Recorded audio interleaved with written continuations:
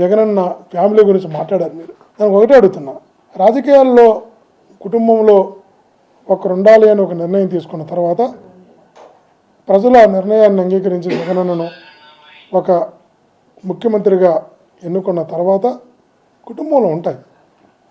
ప్రజలు యాక్సెప్ట్ చేసిన తర్వాత అదే మిమ్మల్ని అడుగుతున్నా, మీకు కూడా ఇద్దరు చెల్లెలు ఉన్నారు, సిస్టర్స్ ఉన్నారు, రమణమ్మ గారు, రేవతమ్మ గారు. మీరు కూడా ఇద్దరు సిస్టర్స్ని రాజకీయాల్లోకి ఎందుకు తీసుకురాలా? మీ ఆస్తిపాస్తుల్లో భాగస్వామిని ఎందుకు చేయాలా?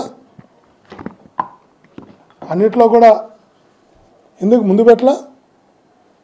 చెప్పండి, రాష్ట్రంలో ఎవరైనా చెప్పండి.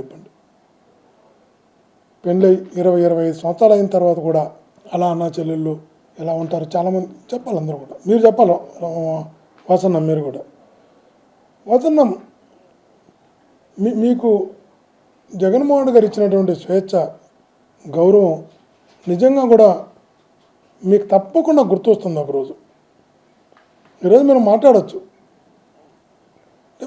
మీరు అక్కడికి వెళ్ళారు కాబట్టి, అక్కడ సక్సెస్ అవ్వాలి కాబట్టి, మీకు తప్పదు కాబట్టి, మీరు నాయకుడినన్నా, మా నాయకుడినన్నా, మమ్మల్నన్నా, అది నీకు అవసరం కాబట్టి మీరు మాట్లాడడం మేము అర్థం చేసుకోగలం. కానీ ఒకనాటికైతే మీకు అర్థమవుతుంది వాసన్న, ఖచ్చితంగా అర్థమవుతుంది.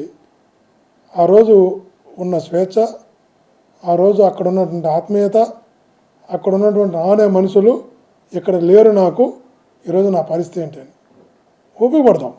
కాలము చాలా గొప్పది, నేచర్ చాలా గొప్పది, మీకు ఖచ్చితంగా అర్థమవుతుంది.